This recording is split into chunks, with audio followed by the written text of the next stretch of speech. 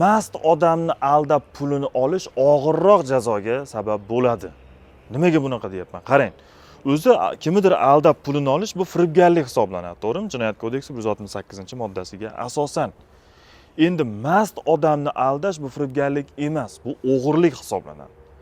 Mana bilamiz, firibgarlik o'sha moddasida, Jinoyat kodeksi 168-moddasida yozilganki, agar zarar qoplanadigan bo'lsa, ozodlikdan mahrum qilish yoki ozodlikni cheklash bilan bog'liq bo'lmagan jazo beriladi deyilgan.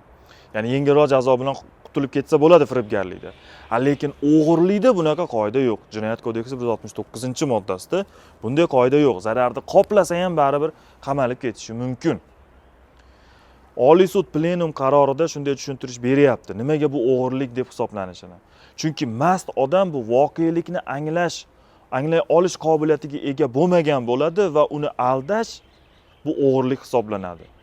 Ya'ni u odam bilmasdan, o'zi voqeani tushunmasdan aldanyapti. Shuning uchun mast odamni aldash bu o'g'irlik hisoblanadi va unga jazolar qat'iyroq deb hisoblash mumkin.